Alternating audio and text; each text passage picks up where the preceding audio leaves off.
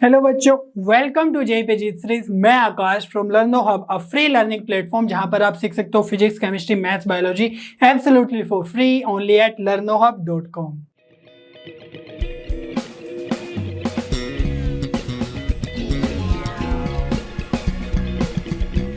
बच्चों, आज हम जेई सीरीज में डिस्कस करने वाले हैं वेक्टर्स चैप्टर के जेई एग्जाम में आए हुए प्रीवियस ईयर क्वेश्चंस का सॉल्यूशन, जिसमें हम आज मेनली जेई मेंस के क्वेश्चन डिस्कस करेंगे, जेई एडवांस के नेक्स्ट लेक्चर में डिस्कस करेंगे। आई होप आपने इस चैप्टर के सभी कॉन्सेप्ट वीडियोस अच्छे से देख लिए होंगे और सारे के सारे कॉन्सेप्ट्स क्रिस्टल क्लियर कर लिए होंगे, क्योंकि अगर नहीं देखे हैं तो जाकर देखो, अदरवाइज आपको क्वेश्चन सोल्विंग में प्रॉब्लम हो जाएगी।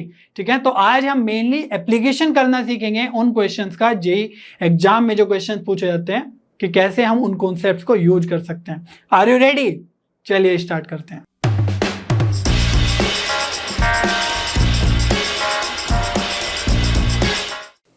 चलिए बच्चों, आज की क्वेश्चन सॉल्विंग स्टार्ट करते हैं और फर्स्ट क्वेश्चन है हमारा जेई मेन 2022 से।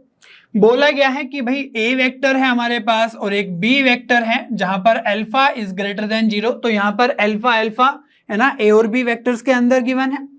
If the projection of A cross B on the vector -i + 2j - 2k is 30, then alpha is equal to. तो जो अल्फा अननोन है उसी की वैल्यू हमें बतानी है। तो देखते हैं क्या क्या दिया हुआ है। बोला गया है कि भाई ए क्रॉस बी का जो प्रोजेक्शन है इस वेक्टर पे, तो इस वेक्टर को कुछ नेम दे देते हैं, है कि नहीं। ए बी हमारे पास है, सपोज ये सी वेक्टर है। ठीक है, नेमिंग से आसान हो जाएगा। तो प्रोजेक्शन कैसे कैलकुलेट करेंगे हम? ए क्रॉस बी, भाई इसी की तो प्रोजेक्शन देखनी है और किस पे? इस वेक्टर पे। तो इसका नेम दे दिया हमने सी, और डिनोमिनेटर में क्या आता है? इन दोनों का डॉट आएगा, डिनोमिनेटर में आएगा सी का मैग्नीट्यूड, जिस वेक्टर के है ना पे प्रोजेक्शन चाहिए। इक्वल्स टू कितना गिवन है प्रोजेक्शन? 30। क्लियर है इतनी बात? और प्रोजेक्शन हमेशा पॉजिटिव होती है। ठीक है, कुछ मैग्नीट्यूड ही है, तो यहां पर अल्फा अननोन आएगा। ठीक है, तो यहां पर हम मोड लगा लेते हैं ताकि पॉजिटिव क्वांटिटी निकले यहां से। अब देखो, जो मोड ऑफ सी है मींस मैग्नीट्यूड ऑफ सी है, ये तो हमें पता ही है, कैलकुलेट कर सकते हैं क्योंकि सी वेक्टर हमें अच्छे से पता है। तो यहां से अगर हम कैलकुलेट करें मैग्नीट्यूड ऑफ सी, तो क्या निकलने वाला है? देखो, इक्वल है ना, रूट के अंदर आ जाएंगे जो भी कंपोनेंट्स है उनका स्क्वायर, तो ये आ जाएगा 1, ये आ जाएगा 4 और ये भी 4। ठीक है, तो यहां से आ जाएगा आपके पास 3, क्योंकि ये बनेगा 9 का रूट 3। तो यहां पर जो ये मैग्नीट्यूड ऑफ सी है इसको उधर जाके मल्टीप्लाई कर देंगे, है कि नहीं। और जो ऊपर लिखा हुआ ए क्रॉस बी डॉट सी, ये क्या है? ये बॉक्स प्रोडक्ट ही तो है जो हमने सीखा था, स्केलर ट्रिपल प्रोडक्ट। तो ये बॉक्स प्रोडक्ट है और ये 3 जाके उधर मल्टीप्लाई करेगा 90, और इसका लेना है हमें मैग्नीट्यूड। क्लियर है इतनी बात? तो ए बी सी अगर हमें कैलकुलेट करना है तो कैसे करेंगे? सबसे पहले ये ए बी सी कैलकुलेट कर लेते हैं। ठीक है, मैग्नीट्यूड उस पर बाद में लगा लेंगे, मोड।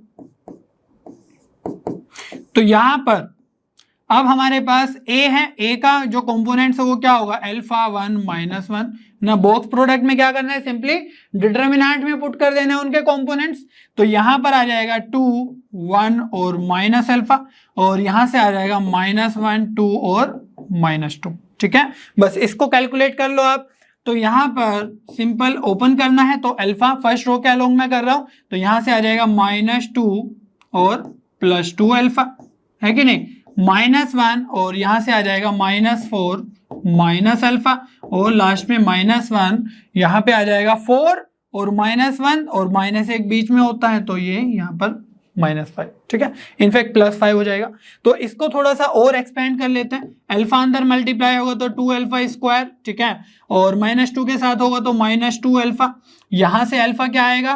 प्लस हो जाएगा, प्लस अल्फा, और यहां से बन जाएगा आपके पास -+4 -5। ठीक है, तो ये क्या आ गया हमारा? Box product. अब इसका लेना हमें मैग्नीट्यूड, या फिर मोड लगा दो सिंपली।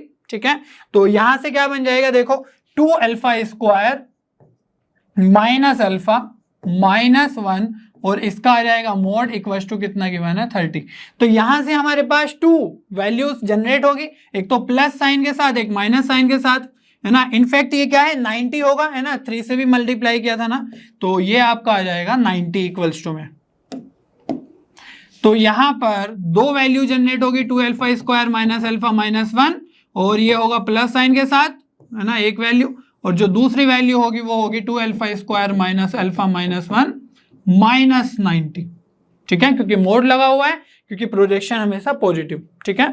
तो इस तरीके के केसेस में आपको मोड लगाना चाहिए, क्योंकि जब भी हम मैग्नीट्यूड की बात कर रहे हैं वहां पे अंदर वेरिएबल था, अदरवाइज आपके है ना कोई ना कोई केस मिस हो जाएगा। हो सकता है जो आंसर है वो दूसरे केस से आ रहा हो जिसमें मिस हो गया है, जो आपने मिस कर दिया। तो 90 को इधर ले आएंगे तो क्या हो जाएगा 2 alpha square minus alpha minus 91 equal to 0, और माइनस 90 को इधर लाएंगे तो 2 अल्फा स्क्वायर माइनस अल्फा ये हो जाएगा प्लस 89 इक्वल टू 0। अब यहां से देखो, अगर आप ध्यान से देखो तो जो इसका डी है डिस्क्रिमिनेंट इस क्वाड्रेटिक इक्वेशन का अल्फा में जो बनी है वो आ जाएगा आपका नेगेटिव, दैट मीन्स इसके इमेजिनरी रूट्स आएंगे, ठीक है। तो यहां से तो आपका आंसर नहीं आने वाला है, हालांकि हमें कंसीडर करना चाहिए था फिर भी, है ना। तो अब क्लियर है कि यहां से तो रियल आंसर नहीं आएगा, ठीक है। अब यहां पर देख लेते हैं इसको ब्रेक करके, तो 91 और 2 है और यहां पर माइनस है, ठीक है। तो 2 इंटू 91 को क्या लिख सकते हैं हम, इसको लिख सकते हैं 2 इंटू 7 इंटू 13, और माइनस करके क्या लाना है 1, तो ऐसे कर सकते हैं ना 2 इंटू 7 14 और 13, ठीक है। तो 2 alpha square minus 14 alpha plus 13 alpha minus 91 equal to 0, तो 2 अल्फा कॉमन लेंगे तो alpha minus 7 plus 13 alpha minus 7 equal to 0, तो अल्फा माइनस 7 और 2 अल्फा प्लस 13 इक्वल टू 0, तो अल्फा की 2 वैल्यूज आ जाएगी 7 और माइनस 13/2, ठीक है। तो हमें बताया गया है कि भाई जो अल्फा है वो 0 से बड़ा है, तो हम है ना अल्फा इक्वल टू 7 ही कंसिडर कर लेंगे, तो हमारा ऑप्शन हो जाएगा डी करेक्ट, ठीक है।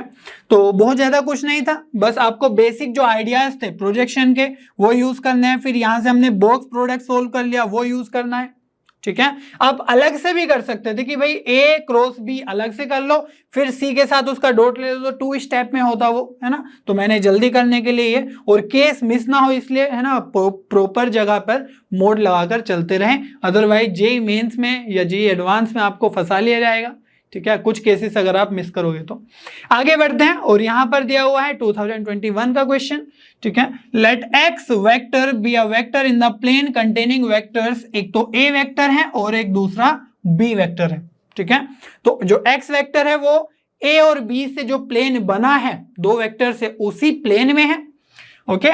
If the vector X vector is perpendicular to this vector, ठीक है, एक्स इसके प्लेन में है इन दोनों वेक्टर्स के, और यहां पर इसके परपेंडिकुलर है, एंड इसकी प्रोजेक्शन जो है ऑन ए वेक्टर इज 17√6/2, ठीक है। तो ए वेक्टर पे इसकी प्रोजेक्शन भी गिवन है, then the value of X vector का मैग्नीट्यूड का स्क्वायर, ठीक है। तो फाइनली हमारा काम क्या है कि हमें एक्स वेक्टर कैलकुलेट करना है और उसका फिर हम मैग्नीट्यूड निकालेंगे, लेकिन एक्स के बारे में कोई भी, है ना, डायरेक्टली कुछ भी नहीं दिया हुआ है ना, उसमें एक आध वेरिएबल होता तो हम जल्दी से कर लेते हैं, बट यहाँ पर हमें जो प्रॉपर्टीज गिवन है कि भाई इस दोनों के प्लेन में है वो, और इस वेक्टर के परपेंडिकुलर है, तो ए बी तो यहाँ पर है, इसको हम मान लेते हैं सपोज सी वेक्टर, ठीक है, नेम दे देंगे आसानी रहेगी।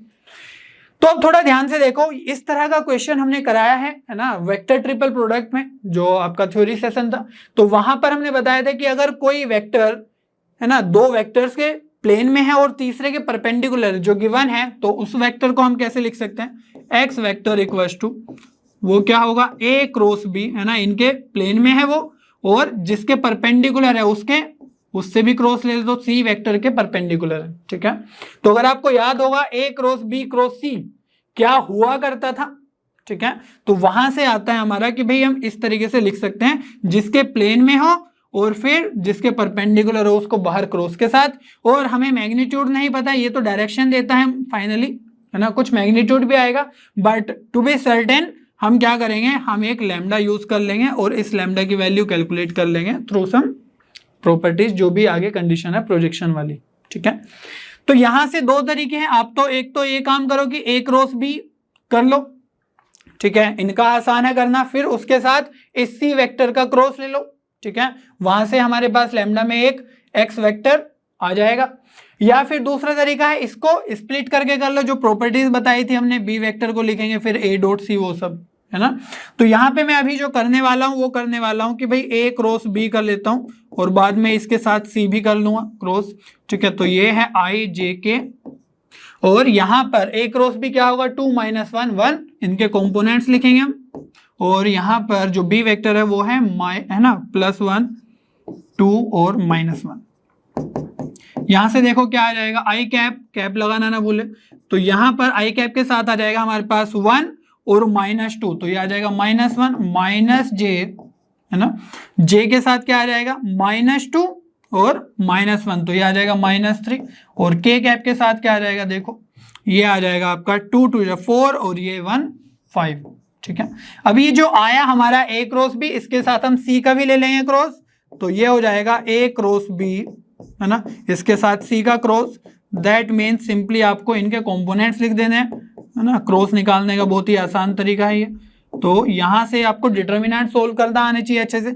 ए क्रॉस बी तो हमारा ये कैलकुलेट हुआ है, तो आई का कंपोनेंट क्या है -1, जे का क्या है माइनस यहाँ पर तो +3 हो जाएगा, के का कंपोनेंट है 5 और जो सी के कंपोनेंट्स है वो लिख देते हैं 3 2 और -1। इसको भी सोल्व कर लेते हैं, ठीक है। यही इसी से हमें एक्स वेक्टर मिल जाएगा, तो ये हो जाएगा -3 और -10, ठीक है। तो -13 माइनस जे के साथ ओपन करेंगे तो ये हो जाएगा 1 और -15, तो ये बन जाएगा आपका -14। और जो के कैप है उसके साथ क्या आ जाएगा, देखो ये बन जाएगा -2 और -9, ठीक है, तो -11।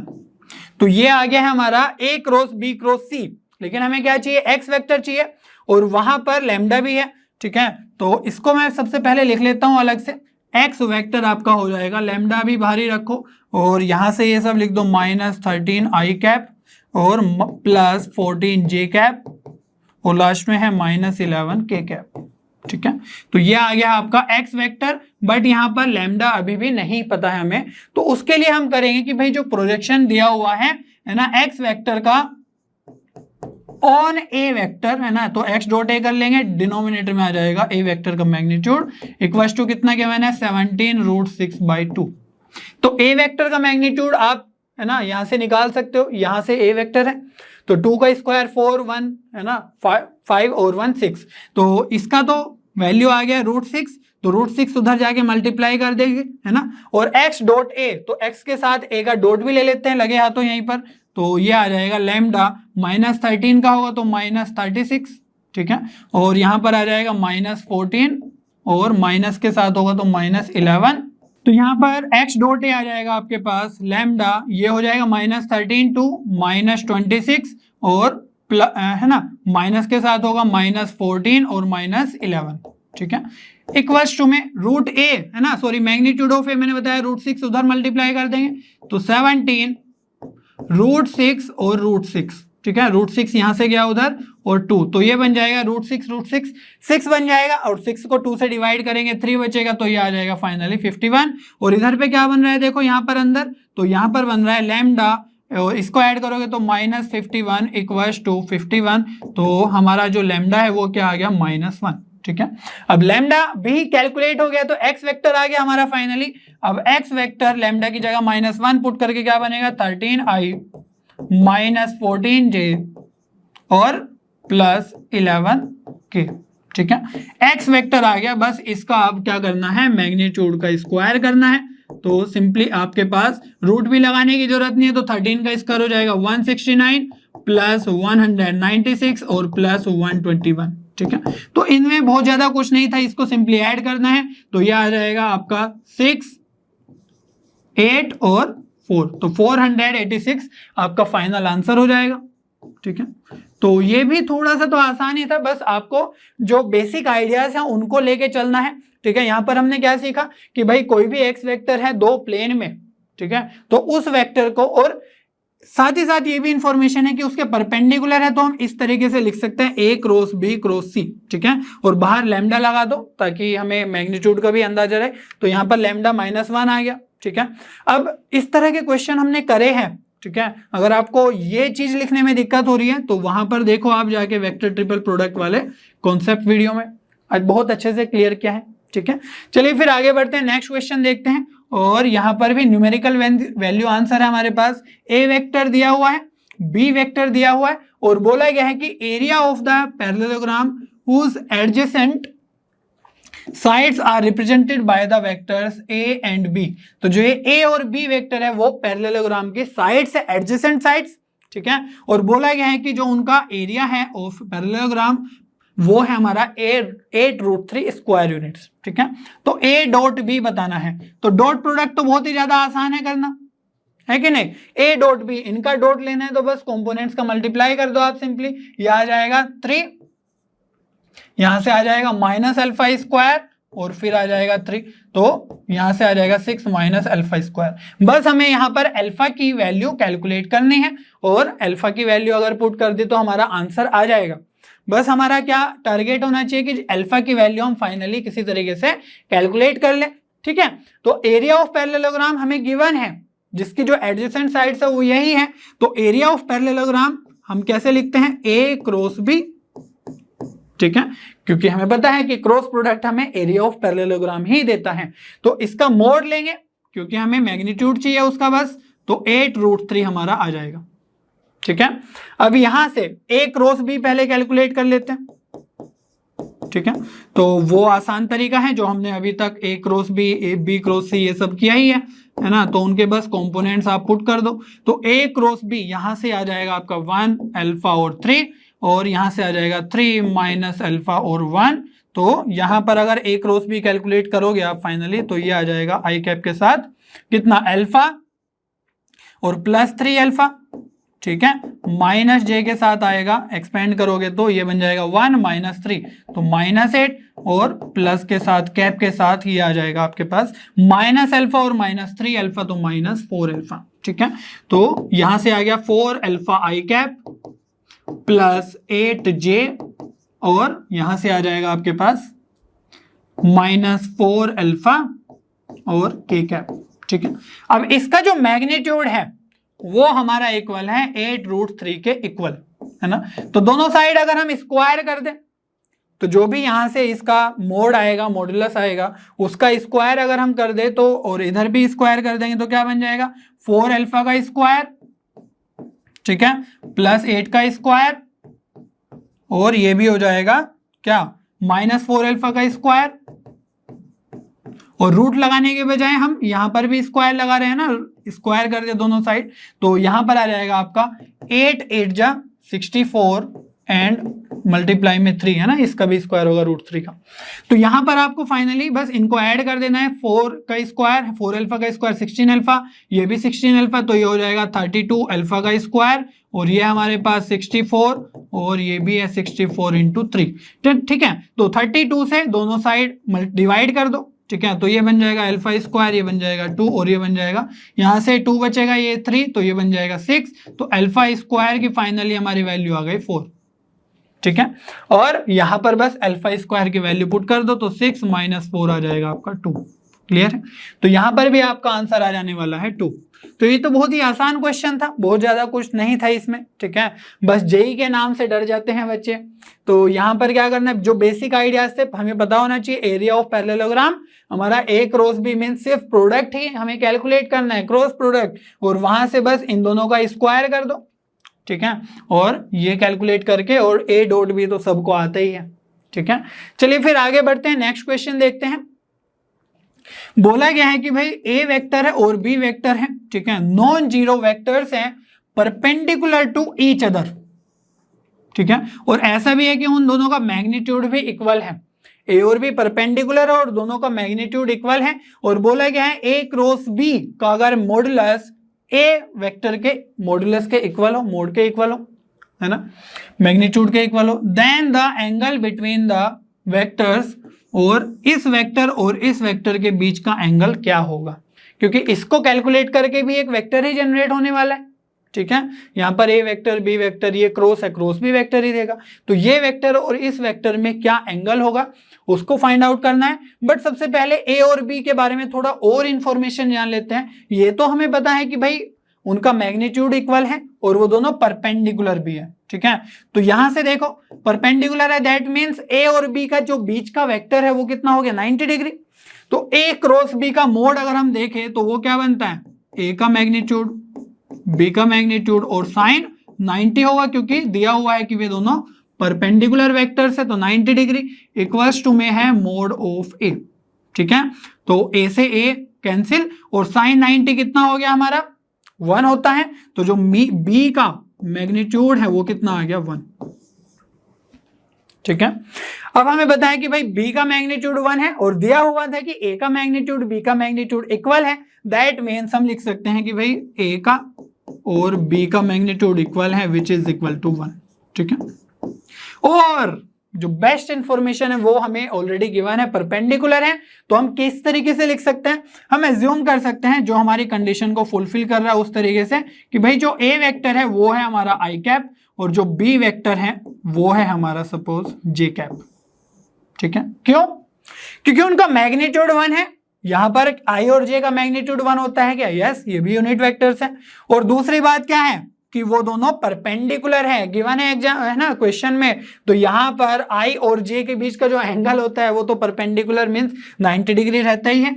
i और j कैप क्या है भाई, जो x axis y axis z axis है, वहां पे जो x और y के अलोंग जो हमारे यूनिट वेक्टर्स होते हैं उन्हीं को हम बोलते हैं i और j। ठीक है, तो इस तरीके से हम इनको सोल्व करेंगे आसानी से।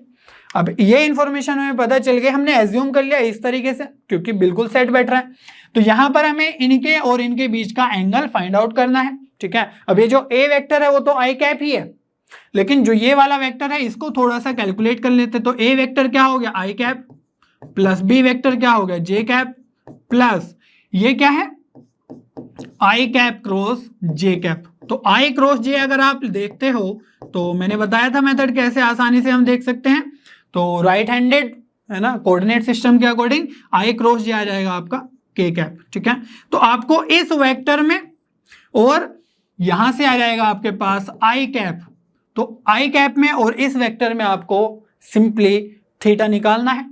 ठीक है, एंगल बिटवीन द वेक्टर्स, तो कितना आ जाएगा कोस थीटा के अकॉर्डिंग कर लेते हैं ना, डॉट वाला जो कॉम्बिनेशन है वो, तो हम लिख सकते हैं कोस थीटा इक्वल्स टू, दोनों का डॉट लेंगे तो क्या बन जाएगा i cap plus j cap plus k cap, जिनके बीच में भी आपको एंगल कैलकुलेट करना, उनका डॉट डिवाइडेड बाय दोनों का मैग्नीट्यूड। तो यहाँ पे मैग्नीट्यूड क्या आएगा रूट के अंदर 1 प्लस 1 प्लस 1 और इसका मैग्नीट्यूड तो 1 ही है। ठीक है, तो यहां पर आ जाएगा 1, तो यहां से ऊपर से अगर आप डॉट प्रोडक्ट लोगे तो 1 बचेगा। ठीक है, और नीचे आ जाएगा √3, ये तो 1 ऐसे ही रहेगा है ना, मल्टीप्लाई में फर्क नहीं पड़ेगा इससे, तो थीटा इक्वल्स टू आ गया है कोस इनवर्स 1 बाय √3। ठीक है, तो यहां पर भी कुछ खास नहीं था, मेन बात क्या थी कि जो भी परपेंडिकुलर दिया हुआ और जो वो इक्वल मैग्नीट्यूड गिवन है उसकी हेल्प से हम ये लिख पा रहे हैं कि नहीं। अगर ये लिख पा रहे हैं तो आपका है ना क्वेश्चन पूरा अच्छे से सोल्व हो जाएगा, कोई भी दिक्कत नहीं आने वाली है। तो ऑप्शन कौन सा करेक्ट हो जाएगा, यहाँ पर कोस इनवर्स में है 1 बाय √3, तो डी ऑप्शन बिल्कुल करेक्ट हो जाएगा। ठीक है, चलिए बच्चों नेक्स्ट क्वेश्चन देख लेते हैं।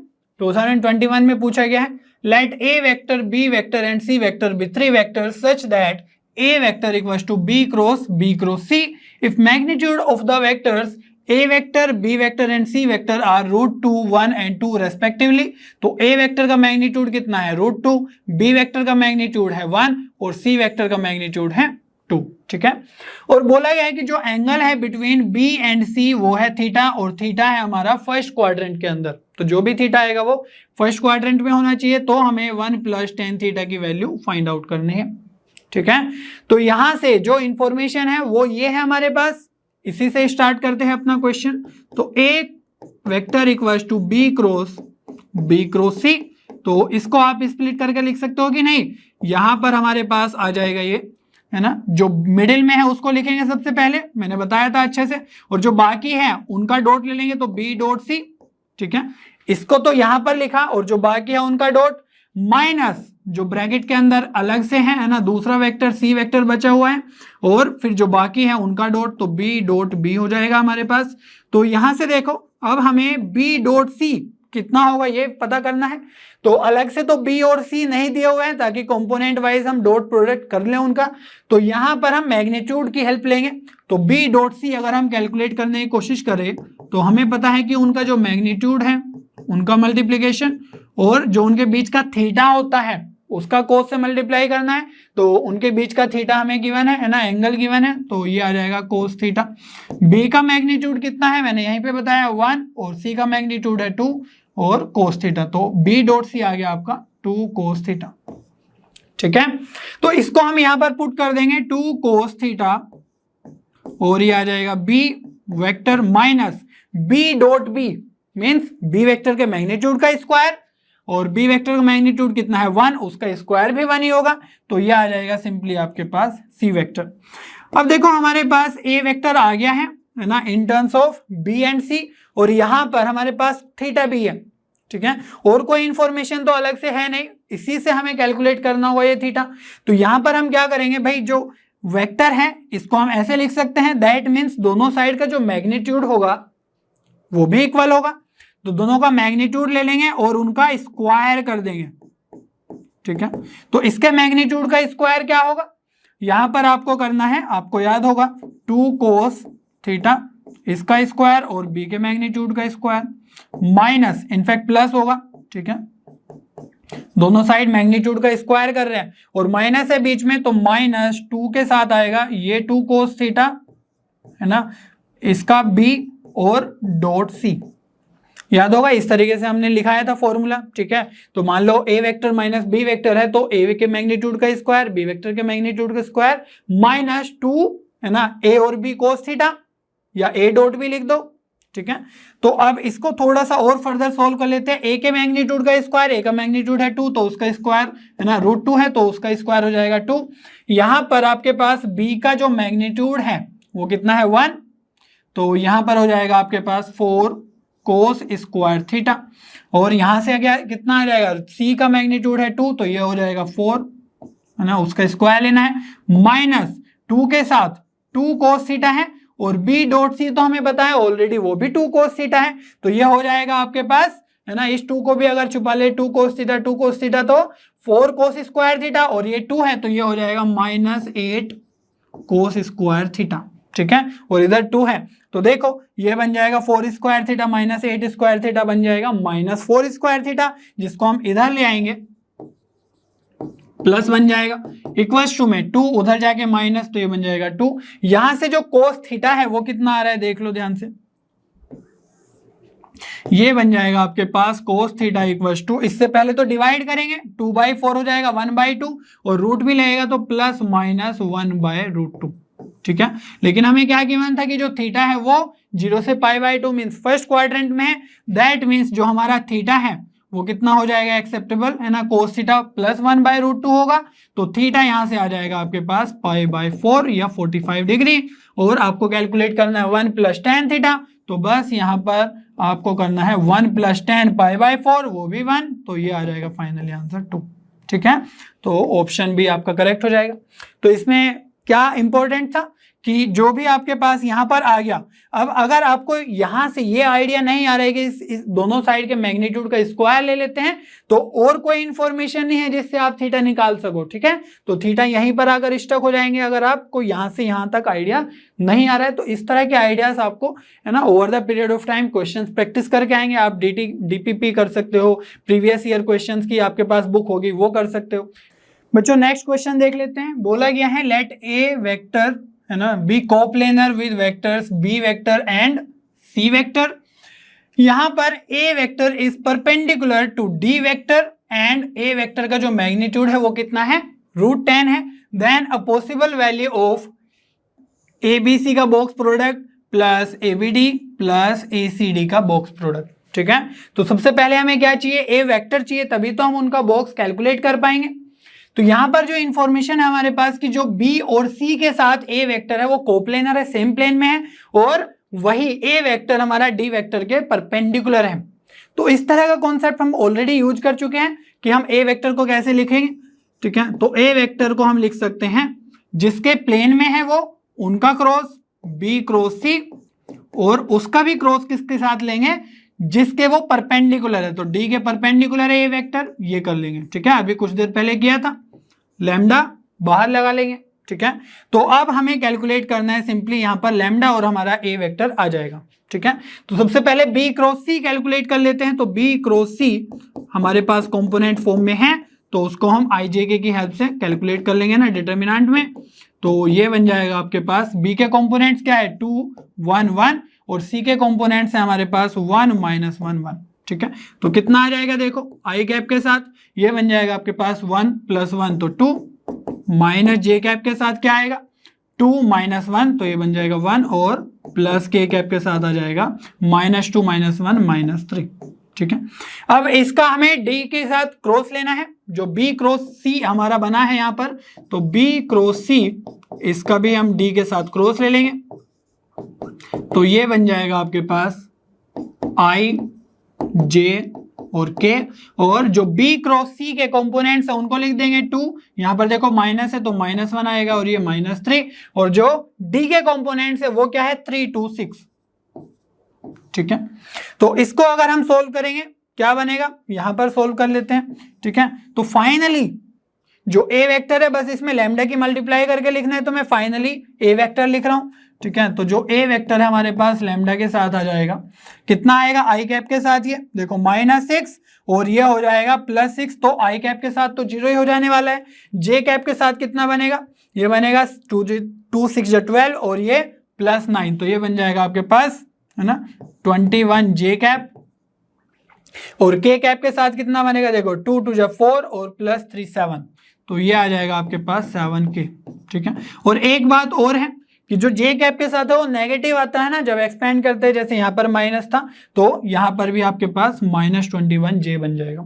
अब इसमें से 7 बाहर ले लो, ठीक है, क्योंकि हमें कांस्टेंट तो बाहर है ही हमारे पास, तो 7 अगर बाहर ले लेंगे ये बन जाएगा 7 लैम्डा -3J + 7K, सॉरी यहाँ पे 7 भी नहीं रहेगा। ठीक है, सिंपली के कैप बनेगा आपके पास। अब इसका जो मैग्नीट्यूड है वो कितना गिवन है हमें, ए वेक्टर का मैग्नीट्यूड √10। ठीक है, और इसको हम एक नया कांस्टेंट मान सकते हैं, सपोज λ1 या म्यू मान लेते हैं, तो इसको हम लिख सकते हैं a vector equal to mu -3J + k cap. तो यहां से हमें हमारे पास जो म्यू का वैल्यू आएगा उसको कैलकुलेट करने के बाद हम ए वेक्टर लिख पाएंगे। तो ए वेक्टर का मैग्नीट्यूड है हमारे पास √10, दोनों साइड स्क्वायर कर दो, इधर 10 बचेगा इधर, ये बन जाएगा म्यू स्क्वायर है ना -3 का स्क्वायर, तो ये बन जाएगा 9 + 1 10 और यहाँ पर भी 10, तो 9 + 1 10 से 10 1 बचेगा, तो म्यू स्क्वायर इज 1 और म्यू आ जाएगा आपका +-1। ठीक है, तो जो ए वेक्टर बना है वो क्या बना है, सिंपली +- ये बन जाएगा -3J + k कैप। ठीक है, अब देखो हमें कैलकुलेट क्या करना है, हमें इन तीनों का बॉक्स प्रोडक्ट कैलकुलेट करना है और उनका सम करना है। ठीक है, तो जो सबसे पहला है ए बी सी का बॉक्स प्रोडक्ट, तो ये क्या देता है आपको पैरेललोपाइप्ड का वॉल्यूम, और हमने बताया था कि जब हमारे पास ए वेक्टर बी और सी दिया हुआ है कि कोप्लेनर होगा। ठीक है, तो a vector b vector c vector अगर तीनों एक ही प्लेन में हो, कोप्लेनर हो, दैट मीन्स उनके बॉक्स प्रोडक्ट का वैल्यू कितना आ जाएगा 0 के इक्वल। ठीक है, इनफैक्ट कोप्लेनरिटी की यही कंडीशन है कि आपके पास अगर 3 प्लेन्स हैं उनका आप बॉक्स प्रोडक्ट कैलकुलेट कर लो और उसको लिख दो इक्वल टू 0, क्योंकि वहां पर कोप्लेनरिटी के लिए सेम प्लेन में आ जाएंगे तीनों के तीनों वेक्टर्स, तो वॉल्यूम ऑफ पैरेललोपाइप्ड 0 हो जाएगा। और यहां पर देखो जो इनका समेशन है वो क्या है ABD और ये है ACD, तो A और D तो यहां पर भी सेम है, बीच में बस B और C है ना अलग अलग है, तो इन दोनों को हम क्या लिख सकते हैं, ठीक है, इनको हम लिख सकते हैं A वेक्टर और बाद में है हमारे पास D वेक्टर है ना, और बीच में है B और C, तो हम इनको लिख देंगे B वेक्टर + C वेक्टर। ये प्रॉपर्टी हमने लिखाई थी अच्छे से। ठीक है, स्प्लिट कर सकते हैं, क्यों, क्योंकि हम फाइनली तो एक डिटर्मिनेंट ही सोल्व कर रहे हैं और डिटर्मिनेंट में हमने स्प्लिटिंग करना सिखाया था। क्लियर है, तो यहां पर अब आपको सिंपली क्या करना है, इनका डिटर्मिनेंट सोल्व करना है। तो जो A वेक्टर है उसके कंपोनेंट्स लिखो, तो जो A वेक्टर है वो तो हमारे पास आ गया है। ठीक है, प्लस माइनस साइन के साथ होगा तो प्लस माइनस हम बाहर ले लेंगे। ठीक है, तो यहां से आ जाएगा आपके पास 0 -3 और 1। B + C vector means in दोनों को ऐड करके लिखना है, तो यहां से 2i और i ये बन जाएगा 3 + j - j ये बन जाएगा 0 और ये k + k ये बन जाएगा 2। D वेक्टर, ठीक है, हम इसको ही सोल्व कर रहे हैं यहाँ पर, तो D वेक्टर कितना है हमारे पास, कहां पर है, ये रहा 3 2 6। ठीक है, तो देख लो ये कैलकुलेट करके कितना आने वाला है। तो ये इसी का बॉक्स प्रोडक्ट का ही हमें आंसर चाहिए, तो प्लस माइनस साइन के साथ एक्सपेंड करेंगे। ठीक है, ये ऑलरेडी -3 है तो माइनस बाहर लगता है -3, और इसके साथ आ जाएगा आपके पास 18 - 6, तो ये आ जाएगा 12, और +1 के साथ कितना आ जाएगा, देखो 3 2 6, ये तो 0 ही हो जाएगा। ठीक है, तो प्लस माइनस साइन के साथ आपके पास ये तो माइनस माइनस प्लस, तो ये हो जाएगा 36, है ना, और +6, तो ये बन गया है प्लस माइनस कितना 42, +42 या -42, यहां पर +42 तो है नहीं, तो -42 आपका आ जाएगा आंसर। ठीक है, अगर आप यहां पर μ² 1 से μ = 1 पुट कर दो, दूसरा केस जो -1 के साथ है वो नेग्लेक्ट कर दो, तो यहां पर जो आपका आंसर आएगा वो +42 आएगा, और आप एग्जाम में सोचते रह जाओगे कि कहां पर हमने मिस कर दिए, तो सारे के सारे नेगेटिव आंसर है। ठीक है, तो एग्जाम में ये प्लस माइनस का जो प्रॉब्लम है ना, उस पर बहुत अच्छे से ध्यान करो, अदरवाइज फिर बोलोगे कि सिली मिस्टेक हो गया है, ये हो गया है, वो हो गया, और मार्क्स नहीं मिले। ठीक है, तो इन चीजों को अवॉइड करो प्रैक्टिस के साथ। ABC वेक्टर है नेक्स्ट क्वेश्चन में, और बोला गया कि ये 3 यूनिट वेक्टर्स हैं, और A + B + C जो वेक्टर्स हैं उनका समेशन कितना है, 0, मीन्स नल वेक्टर हो जाएगा वो। If lambda = A.B + B.C + C.A, ये गिवन है, और जो D वेक्टर है वो A × B + B × C + C × A given है, then the ordered pair lambda और D वेक्टर क्या होगा। तो यह हमें लैम्डा कैलकुलेट करना है और D वेक्टर कैलकुलेट करना है, बस इतना सा काम है। ठीक है, चलिए फिर करते हैं। तो हमारे पास जो इंफॉर्मेशन है वो क्या है, एक तो ये गिवन है कि भाई यूनिट वेक्टर्स है। ठीक है, तो मैग्नीट्यूड तो 1 होने वाला है, और गिवन है कि A + B + C = 0 है। ठीक है, तो अगर यहां पर हम दोनों साइड मैग्नीट्यूड ले ले तो उधर तो 0 ही रहेगा, इधर पे मैग्नीट्यूड, और उसका स्क्वायर कर ले तो हमारे पास जो टर्म्स बनेंगे वो कुछ ऐसे बनेंगे ना, A.B B.C C.A। ट्राई करें, तो यहां पर आपके पास A + B + C जो वेक्टर है उसका मैग्नीट्यूड का स्क्वायर करने को बोल रहा हूं मैं। ठीक है, क्योंकि इधर भी 0 और यहां पर मैग्नीट्यूड का स्क्वायर करेंगे तो क्या बनेगा, देखो A के मैग्नीट्यूड का स्क्वायर, B के मैग्नीट्यूड का स्क्वायर प्लस C के मैग्नीट्यूड का स्क्वायर प्लस 2 के साथ क्या आएगा, A.B। ठीक है, ये सब हम प्रैक्टिस कर चुके हैं थ्योरी क्लासेस में, तो ये बन जाएगा B.C + C.A या A.C जैसा भी आप लिखना चाहें, = कितना है, 0। ठीक है, तो यहां पर देखो हमें क्या कैलकुलेट करना है, A.B B.C C.A, यही तो हमारा लैम्डा है, तो बस इसको हम क्या पुट कर देंगे, लैम्डा पुट कर देंगे, और इनकी जो वैल्यूज है मैग्नीट्यूड का स्क्वायर, तो हमें पता है यूनिट वेक्टर्स हैं, तो 1 + 1 + 1 3 हो जाएगा, 3 + 2 लैम्डा = 0, तो लैम्डा कितना आ गया, -3/2। तो यहां पर मैग्नीट्यूड का स्क्वायर करके 0 पुट किया, तो यहां से तो लैम्डा आ गया हमारा -3/2, लेकिन कहीं कहीं पर 3/2 भी है, तो ये वाले तो सर्टेनली नहीं होने वाले, है ना, इन दोनों में से ही कोई हो सकता है। अब आगे बात करते हैं कि इसको कैसे कैलकुलेट करें। ठीक है, डी वेक्टर को, क्योंकि हमें ऑर्डर्ड पेयर चाहिए, तो उसका फर्स्ट कंपोनेंट क्या है, लैम्डा, वो तो हमारा -3/2 COD ऑप्शन में है, और जो सेकेंड है ना एलिमेंट है ऑर्डर्ड पेयर में वो है डी वेक्टर, यही हमें अब कैलकुलेट करना होगा। तो यहां पर क्रॉस की बात हो रही है। ठीक है, तो यहां पर जो हमें इंफॉर्मेशन गिवन है A + B + C, ठीक है, इसमें अगर हम क्रॉस ले ले, किस किस का, बारी बारी से लेते हैं, कुछ रिजल्ट्स बनने की कोशिश होगी, है ना, बन जाएगा कुछ ना कुछ तो क्रॉस लेने के बाद। तो अगर इसमें हम A के साथ क्रॉस ले ले तो क्या बनेगा, देखो A के साथ अगर हम क्रॉस लेंगे तो ये बनेगा, सिंपली इसको एज इट इज लिख देंगे, रहेगा तो 0 ही सामने में, क्योंकि यहां पर A क्रॉस है ना 0 करेंगे, A वेक्टर का तो 0 ही आने वाला है वो अल्टीमेटली, तो A क्रॉस A होगा विच विल बिकम अल्टीमेटली 0, क्योंकि cross product of same vectors, अब वो सेम डायरेक्शन में ही है। ठीक है, तो वहां पर जो एंगल होगा वो हो जाएगा 0, तो जब हम sin थीटा sin 0 लिखेंगे तो ये 0 ही बन जाने वाला है, तो ये बनेगा A क्रॉस B, है ना, प्लस A के साथ C का भी क्रॉस होगा तो A क्रॉस C = 0। क्लियर हो रही है, ये हमारे पास कुछ कंडीशन बनी। तो इसी तरीके से कुछ रिजल्ट है जो इनका हमें वैल्यू कैलकुलेट करना है। अब देखो A क्रॉस B हो गया, जब हमने A के साथ क्रॉस किया, इसी के साथ अगर हम B का क्रॉस कर दे तो क्या बनेगा, B क्रॉस A के साथ बनेगा, है ना, B के साथ B 0 हो जाएगा, प्लस B क्रॉस C बनेगा। और ये भी आ जाएगा इक्वल टू 0। सी के साथ क्रॉस करेंगे तो सी के साथ ए बन जाएगा प्लस सी के साथ बी क्रॉस और सी के साथ सी 0 हो जाएगा इक्वल टू 0। ठीक है, तो ये 3 रिजल्ट हमें मिले।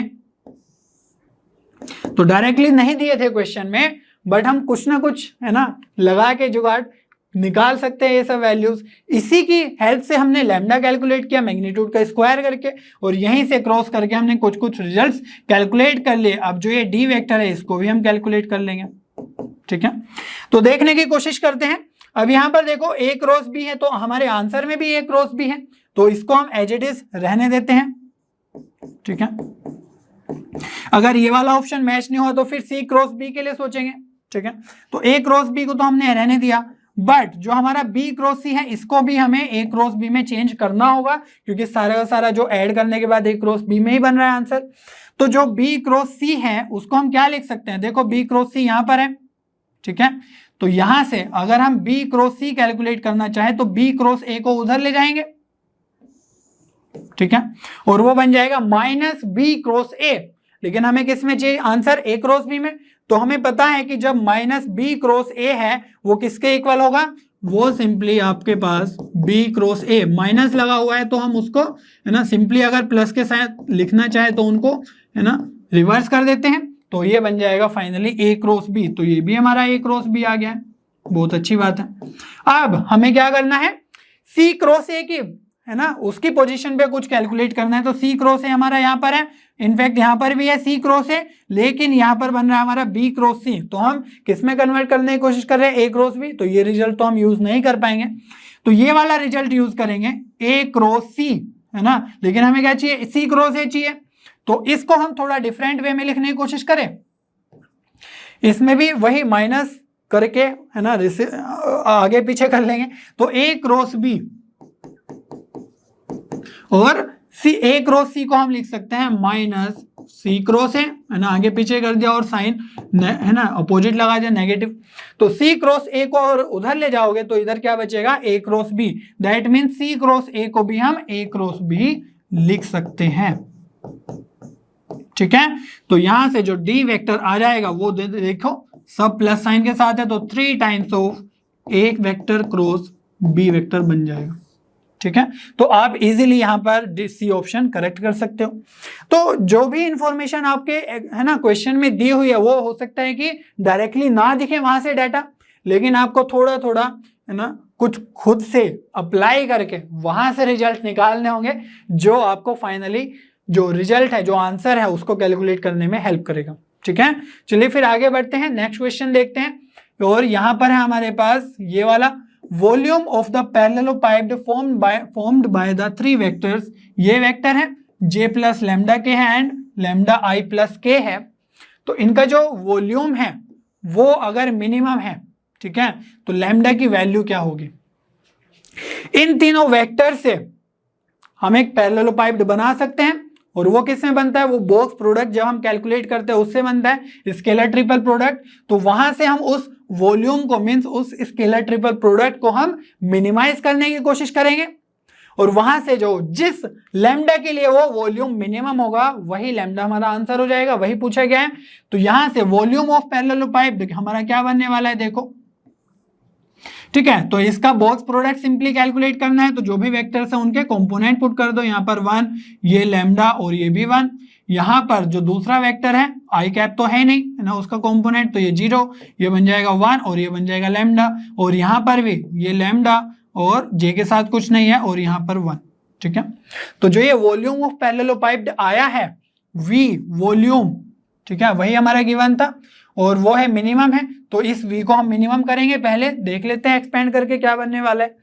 तो 1 के साथ है ना कॉलम के अलोंग में कर रहा हूं ताकि यहां पर एक टर्म हमें एक्सपेंड ना करना पड़े 0 के साथ। तो ये बन जाएगा आपके पास 1, ठीक है, ये तो लैम्डा ही है, और इस लैम्डा के अलोंग करेंगे लैम्डा के साथ, तो ये आ जाएगा लैम्डा स्क्वायर माइनस 1। ठीक है, तो ये फाइनली बन गया है lambda cube minus lambda plus 1। तो ये क्या आ गया है, वॉल्यूम ऑफ दैट पैरेललोपाइप्ड जो इन तीनों वेक्टर से बन रहा है। और हमें क्या चाहिए, इसको मिनिमम करना है, तो इसको हम है ना एक फंक्शन के तरीके से लिख सकते हैं। क्लियर है, lambda cube minus lambda plus 1। तो यहां पर सिंपली आपको मिनिमम मैक्सिमम का वैल्यू है ना कैलकुलेट करना है, वो आइडिया लगाना है। तो सिंपली डिफरेंशिएट कर लेंगे। आई होप आपने अच्छे से सीख लिया होगा ये सब। तो 3 लैम्डा स्क्वायर माइनस 1। तो यहां से जो क्रिटिकल पॉइंट्स आएंगे वो क्या आ जाएंगे, इसको 0 पुट कर देंगे, ठीक है।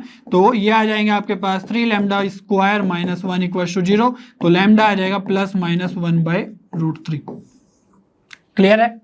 अब यहां से आपको कैलकुलेट करना है कि किस लैम्डा के लिए मिनिमम होगा, क्योंकि यहां पर आई थिंक आंसर दोनों ही है, ठीक है।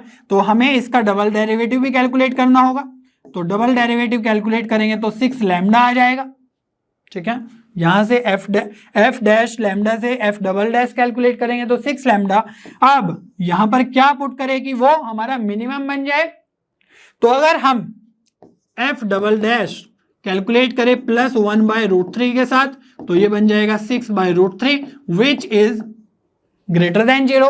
और जब भी हमारा डबल डेरिवेटिव ग्रेटर देन 0 हो, जिस लैम्डा के लिए वो है ना ग्रेटर देन 0 आ रहा है, तो ये तो हो जाएगा मिनिमम, है ना। इस पे मिलने वाला है हमें मिनिमम, किस पे मिलने वाला है, लैम्डा इक्वल टू 1/√3 पे मिनिमम मिलने वाला है। दैट मीन्स सी ऑप्शन हमारा करेक्ट हो जाएगा, ठीक है।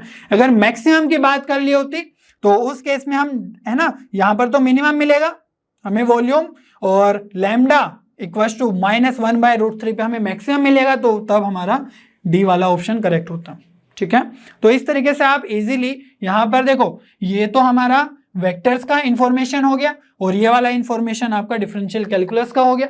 तो इस तरीके से भी क्वेश्चन मिक्स करके आपसे पूछे जाते हैं। मैं बहुत बार अदर चैप्टर्स में बता चुका हूं, ठीक है। तो अच्छे से सारे के सारे कॉन्सेप्ट्स क्लियर करते हुए चलिए अपने बच्चों नेक्स्ट क्वेश्चन देख लेते हैं। 2019 में पूछा गया है, let A B and C be 3 unit vectors जिनका मैग्नीट्यूड 1 होगा, है ना, out of which B and C vector are non parallel, ठीक है। तो बी और सी पैरेलल नहीं है, बाकी ए के बारे में कुछ इंफॉर्मेशन ऐसी खास नहीं है। If alpha and beta are the angles which vector a makes with vectors b and c. तो जो ए वेक्टर बी वेक्टर के साथ बना रहा है वो एंगल क्या है, अल्फा, और जो ए वेक्टर सी वेक्टर के साथ बना रहा है वो हमारा एंगल है बीटा, ठीक है। इसको हम यूज कर लेंगे जहां पर भी जरूरत होगी। एंड बोला गया है कि जो ए वेक्टर के साथ क्रॉस ले हम बी क्रॉस सी, है ना, तो वो आता है 1/2 बी वेक्टर के इक्वल। तो फिर हमें बताना है अल्फा माइनस बीटा का मोड क्या होगा। तो यहां पर देखो अल्फा और बीटा जो एंगल्स हैं, ए वेक्टर जो बी वेक्टर के साथ बना रहा है, ए वेक्टर जो सी वेक्टर के साथ बना रहा है, उनका ही डिफरेंस हमें फाइंड आउट करना है, ठीक है। और इसकी इंफॉर्मेशन हमें कहां से मिलेगी, यहीं से मिलेगी, ठीक है। जैसे बोला था बी और सी नॉन पैरेलल है, मींस एक दूसरे के पैरेलल नहीं है। अगर वे पैरेलल होते उस केस में हमारे पास बी क्रॉस सी क्या हो जाता, 0, ठीक है। तो लेफ्ट हैंड साइड में 0 बन जाता, बट वो पहले बोल दिया कि ये 0 नहीं होगा क्योंकि ये नॉन पैरेलल है। अब इसको हम लिख सकते हैं कैसे, इसको है ना एक्सपेंड करने की कोशिश करते हैं। तो सबसे पहले क्या बताया था, बी वेक्टर, उसके साथ कुछ कोफिशिएंट आएगा माइनस जो है ना, सबसे पहले तो जो सेंटर में है वो, और जो ब्रैकेट में और है सी वेक्टर वो, और उसके साथ कुछ कोफिशिएंट आएगा। तो देखते हैं क्या आएगा। तो जब हमने बी वेक्टर के साथ लिखना है कोफिशिएंट, तो ए डॉट सी, जो बाकी बचे वेक्टर्स हैं उनका डॉट प्रोडक्ट, और जो सी के साथ है वो आएगा हमारा ए डॉट बी, ठीक है। और इक्वल्स टू में कितना गिवन है, 1/2 बी वेक्टर। तो ये लिखना आप अच्छे से सीख लो, क्योंकि बहुत सारे क्वेश्चन ऐसे ही होते हैं कि वेक्टर ट्रिपल प्रोडक्ट से हम इसको बी और सी जो भी ब्रैकेट के अंदर है उनके फॉर्म में कैसे लिखते हैं। तो जो ए डॉट सी है उसको हम क्या लिख सकते हैं, ऐसे कंपोनेंट फॉर्म में तो नहीं है, तो इसको लिखेंगे ए का मैग्नीट्यूड, सी का मैग्नीट्यूड, और इन दोनों के बीच का एंगल का कोस, है ना। तो ए सी किसके साथ, ए के साथ सी कितना बन रहा है, बीटा, तो ये आ जाएगा कोस बीटा। बाहर बी वेक्टर, सिमिलरली ए वेक्टर का मैग्नीट्यूड, बी वेक्टर का मैग्नीट्यूड और कोस ऑफ सी के, है ना। यहां पर क्या है, ए डॉट बी मीन्स ए और बी के बीच का एंगल, तो ये आ जाएगा कोस अल्फा, और बाहर c vector equal to 1/2 b vector, ठीक है। अब राइट हैंड साइड में बी वेक्टर है, ठीक है, वहां पर तो हमें पता है बी वेक्टर है, लेकिन यहाँ पर सी वेक्टर भी है, तो उसको हम कैसे लिख सकते हैं, अब यहाँ पर तो प्रेजेंट नहीं है, दैट मीन्स हम लिख सकते हैं 0 C vector, means C vector के साथ 0 मल्टीप्लाइड है, तो उससे हम कंपेयर कर सकते हैं इजीली बी वेक्टर के कोफिशिएंट में क्या है ये, और इधर है 1/2, और हमें पता है ए वेक्टर का मैग्नीट्यूड बी वेक्टर का मैग्नीट्यूड है ना 1 है, क्योंकि ये तीनों के तीनों यूनिट वेक्टर्स है। तो यहां पर आ जाएगा कोस बीटा इक्वल्स टू हमारे पास 1/2। सिमिलरली जब हम सी वेक्टर के मैग्नीट्यूड को इक्वेट करेंगे तो यहाँ पर तो 0 है, मैंने खुद ही लिखा है, ठीक है, और यहां पर आ जाएगा आपके पास ये भी 1 ये भी 1, तो ये बन जाएगा कोस अल्फा इक्वल्स टू 0। तो यहां से बीटा की वैल्यू क्या आ जाएगी, देखो 60 डिग्री है कि नहीं, और यहां से अल्फा की वैल्यू कितनी आ जाएगी 90 डिग्री। फाइंड आउट क्या करना है, अल्फा माइनस बीटा, उसका भी मोड, ठीक है। तो अल्फा हमारा 90 degree minus beta is 60 degree, तो 90 डिग्री माइनस 60 डिग्री, ये तो वैसे ही पॉजिटिव आ गया, मोड भी क्यों पूछ लिया, ठीक है, तो वो भी हमारा 30 डिग्री आ जाएगा, ठीक है। तो ऑप्शन आपका डी ऑप्शन करेक्ट हो जाएगा, ठीक है। ठीक है, नेक्स्ट क्वेश्चन देखते हैं जो कि हमारा आज का लास्ट क्वेश्चन होने वाला है, 2018 में पूछा गया है। बोल रहे हैं कि भाई position vectors of the vertices A B and C of a triangle A B C are respectively. तो यहां पर ये ए की पोजीशन वेक्टर है, ये बी का पोजीशन वेक्टर है, और ये सी वर्टेक्स का पोजीशन वेक्टर है, ठीक है। Then position vector of the point, किस पॉइंट का, where the bisector of angle A meets B C, ठीक है। तो इसको आपको फिगर ड्रॉ करना होगा तभी आप देख पाएंगे। तो जो ए बी सी ट्राइंगल है उसको हम ड्रॉ कर लेते हैं, तो कुछ इस तरीके से सपोज, ठीक है। मान लो ये वाला हमारा वर्टेक्स ए है, ये हमारा बी है और ये सी है। तो जो ए वेक्टर का बाइसेक्टर है, तो ये ए है ना, जो ए एंगल का बाइसेक्टर है, तो ये ए एंगल बनेगा यहां से, ए के करस्पॉन्डिंग जो वर्टेक्स है ना, वो ए एंगल, और उसका जो बाइसेक्टर है एंगल का, ठीक है, वो हमारा कुछ इस तरीके से ड्रॉ होगा। क्लियर है। तो जो इसका बाइसेक्टर है वो मीट कर रहा है बीसी पे, और जिस पॉइंट पे वो मीट कर रहा है, ये पॉइंट सपोज डी है, उसी पॉइंट का हमें पोजीशन वेक्टर फाइंड आउट करना है। क्लियर हो रही है बात। तो हमें फाइनली डी का अगर हम कोऑर्डिनेट निकाल पाए या उसका है ना, तो उसको हम इजीली पोजीशन वेक्टर में कन्वर्ट कर लेंगे। तो ये क्या है, ये हमारा ए का पोजीशन वेक्टर है, ठीक है। तो इससे हम कोऑर्डिनेट आसानी से लिख सकते हैं कि नहीं, ये बन जाएगा हमारे पास 4 7 और 8, ठीक है। ये बी का पोजीशन वेक्टर है, तो इससे बन जाएगा हमारा बी का कोऑर्डिनेट 2, 3, 4। पोजीशन वेक्टर है इसलिए हम लिख पा रहे हैं, ठीक है, क्योंकि पोजीशन वेक्टर हम है ना ओरिजिन के करस्पॉन्डिंग में लेते हैं, तो उसकी हेल्प से हम कोऑर्डिनेट भी लिख सकते हैं आराम से वर्टेक्स के। ये हो जाएगा हमारे पास सी का कोऑर्डिनेट 2, 5 और 7। और ये क्यों लिख रहे हैं, ये इसलिए लिख रहे हैं ताकि हम डी कैलकुलेट कर सके, क्योंकि यहां पर जब हम एंगल बाइसेक्टर की बात करते हैं तो यहां पर आपको कोई 9th-10th क्लास की एक प्रॉपर्टी लगानी होगी, ठीक है। तो जब भी हम किसी भी वर्टेक्स के एंगल को है ना, एंगल को बाइसेक्ट करते हैं, कोई भी एक एंगल, तो जो उनके साइड्स का रेशियो है, सपोज मैं लिखूं ए बी बाई ए सी, वो इक्वल्स टू आएगा आपके पास जो ए बी है उसके करस्पॉन्डिंग जो यहाँ पर डिवाइड हुआ है ना, डी पॉइंट ने डिवीजन किया है ना, एक तो सी डी और डी बी में, तो ए बी के करस्पॉन्डिंग आ जाएगा बी डी, और डिवाइड में ए सी के करस्पॉन्डिंग आ जाएगा सी डी, ठीक है। ये रिलेशन आप अगर आपको नहीं पता है तो ये क्वेश्चन करने में बहुत डिफिकल्टी आने वाली है, ठीक है। तो यहां से जो ए बी है और ए सी है वो तो हम कैलकुलेट कर सकते हैं, है कि नहीं, क्योंकि ये सिर्फ कोऑर्डिनेट्स है, इनका जो ए बी होगा वो सिंपली आपको निकालना आता ही है। जो भी ए और बी के करस्पॉन्डिंग जो कोऑर्डिनेट्स हैं, जैसे 4 - 2 करेंगे उसका स्क्वायर, तो ये आ जाएगा 4, है ना, बस स्क्वायर को ऐड कर दें, 7 - 3 4, उसका स्क्वायर 16, प्लस 8 - 4 इसका भी स्क्वायर, तो 16 कर लेंगे।